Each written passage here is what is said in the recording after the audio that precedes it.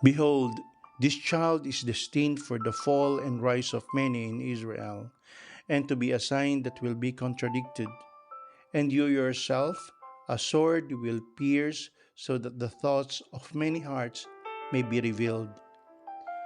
Hindi po ito isang hula tungkol kay Jesus, kundi isang propesiya na dumurog sa puso ni Maria. Mahirap at masakit na para sa isang inang tanggapin na ganito ang kahinatnan ng kanyang anak. Punong-puno ng katanungan ang puso ni Maria. Bakit ganito? Bakit ganoon?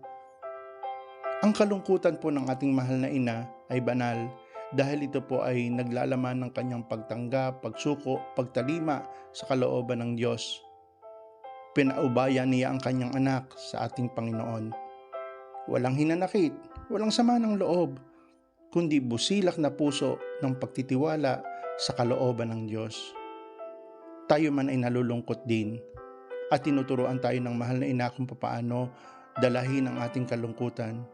Kung may mga bagay na hindi magandang nangyayari sa ating buhay na nagbibigay sa atin ng kalungkutan, mga bagay na hindi naman bunga ng ating kasalanan, nawa po tayo ay manalig sa Diyos, maging banal ang ating kalungkutan. Kung nais nating umiyak po tayo.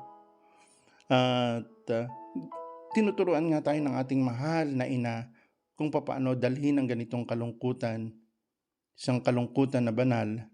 Hindi po kasalanan ang maging malungkot. At nawa ito ay dalhin tayo sa ating pagtalima sa kagustuhan ng Diyos sa ating buhay. Amen. Mula po dito sa Krakow, Poland, kayo po ay aking binabasbasan sa ngalan ng Ama, ng Anak at ng Espiritu Santo. Amen.